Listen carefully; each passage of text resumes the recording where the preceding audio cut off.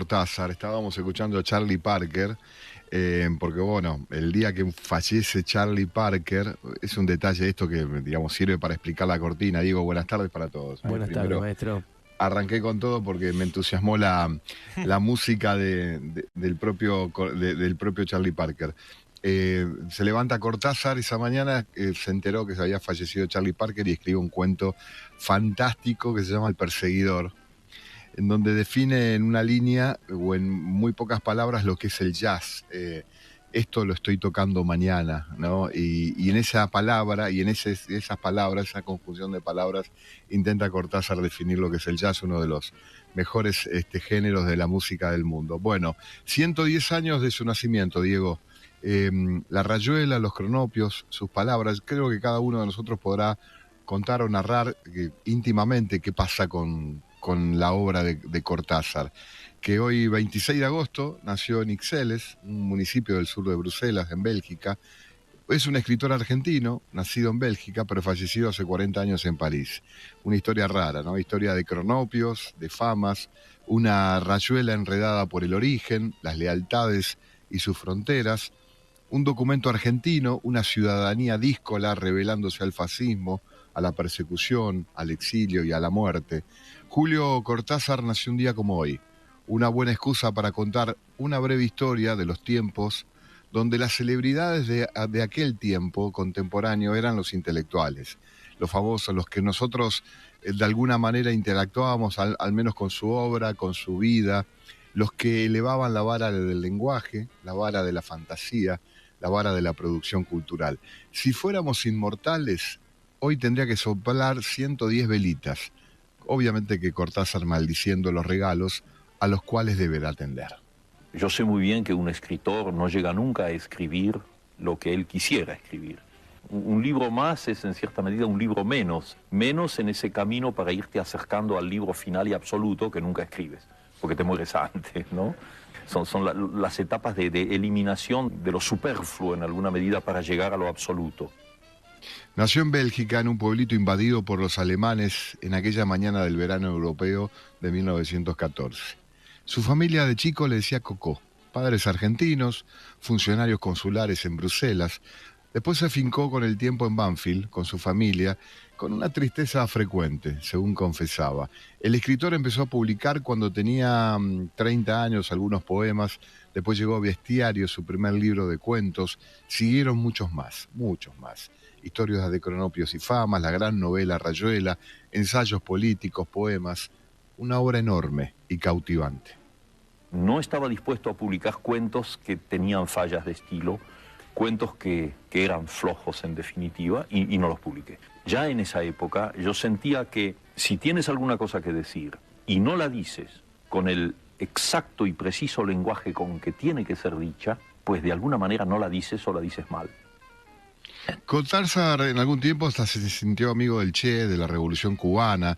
Se peleó por esto durante años con Vargas Llosa, por las posiciones políticas. Y en los 70, cuando el peronismo regresa al poder en Argentina, se le adjudicó un efecto antiperonista que escondía tras sus líneas, ¿no? Su texto, Casa Tomada, es un cuento muy popular de su obra, que es interpretado como una metáfora de esos tiempos donde en democracia se vivía una feroz persecución al pensamiento político disidente. Fue quizá la primera vez en que yo descubrí una cosa que es muy bella en el fondo, y es la posibilidad de la múltiple lectura de un texto. Descubrir que hay lectores que te siguen como escritor, que se interesan en lo que tú haces, y que al mismo tiempo están leyendo tus cuentos o tus novelas desde una perspectiva totalmente diferente de la mía en el momento de escribirlas, y que tienen una segunda o una tercera interpretación.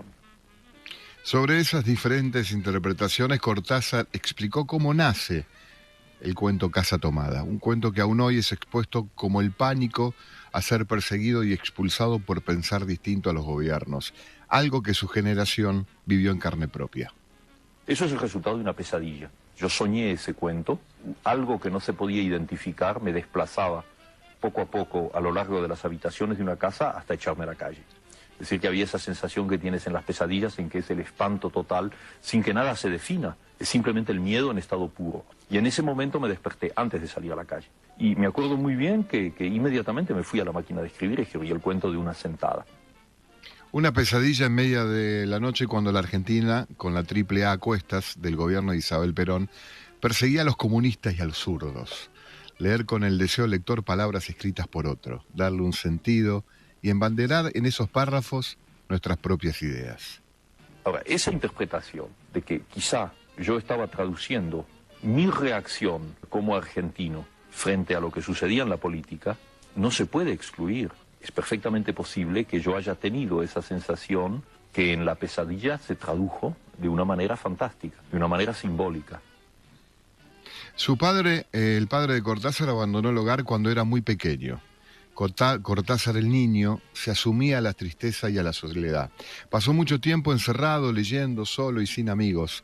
Una melancolía que acompañó el ritmo de sus textos más queridos. Yo sé que hay una especie de desgarramiento en mí. Yo soy por naturaleza solitario. Me siento bien solo. Puedo vivir solo. Puedo vivir largos periodos solo. Es un poco como la historia del Dr. Jekyll y Mr. Hyde, ¿comprendes? El solitario es Mr. Hyde, el malo, y que Dr. Jekyll es el que trata de hacer alguna cosa. Tuvo amores imposibles, una vida enriquecida también por una obra fantástica, enorme y muy comprometida. Textos fantásticos, hermosas líneas de afecto y amor con el perseguidor a Charlie Parker, por ejemplo. También poemas panfletarios políticos muy discutidos para debatir con los intelectuales de la época. Su voz se encuentra en los archivos del presente. Hoy uno se mete en YouTube y hay todo, hay mucho de él. Aquí un pedacito del recitado propio del texto Los Amantes. ¿Quién los ve andar por la ciudad si todos están ciegos? Ya están vestidos, ya se van por la calle. Y es solo entonces, cuando están muertos, cuando están vestidos, que la ciudad los recupera hipócrita y les impone los deberes cotidianos. Hoy se cumplen 110 años del nacimiento de Cortázar y 40 años de su muerte este año. Tenía casi 70 cuando dejó la vida con una obra repleta de palabras de un mundo mucho, mucho más que fantástico y luminoso. Este es el humilde y pequeño homenaje en esta historia detrás de la noticia. Espectacular, Robert, me encanta lo que traes, me encanta el recorrido también, todo, diríamos, el arco dramático del personaje Cortázar, si fuera un personaje, todo el arco también de lo que describías, ¿no? Sus diferentes momentos con respecto a la política y esa manera tan particular, no solamente por esa R que siempre le quedó de su nacimiento, sino también por ese tono, esa capacidad para también decir, porque no necesariamente que haya escrito tan bien significaba que podía decir tan bien, pero hacía ambas cosas. Está muy bueno lo que decís, porque a mí me llama también la atención, y esto tiene que ver tal vez con gajes del oficio, escuchar cómo se mastican las palabras, ¿viste? Y esto tiene que ver con cómo él llevaba en su boca esas palabras que segundos después decía, ¿no? También es algo característico en Cortázar, que por lo menos en este caso nos hace también muy, muy atractiva su obra, ¿no? Y recién escuchábamos en el último audio un pedacito de Los Amantes. Hay un montón de cosas, si buscas en YouTube, si buscas por ahí en las plataformas de sonido, un montón de obra de Cortázar leída por Cortázar. Claro. Y es espectacular, es espectacular. Realmente se disfruta de otra manera.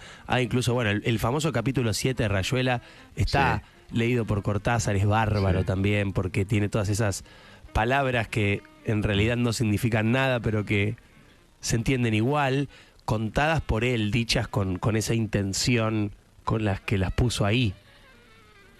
Exactamente, bueno, se cumplen 110 años del nacimiento de Cortázar. Hay mucho para contar, mucho para leer y mucho para ver de un hombre indispensable en la literatura latinoamericana. Gran recuerdo, Robert, muchas gracias. Gracias, maestro, un abrazo y hasta mañana. Hasta mañana.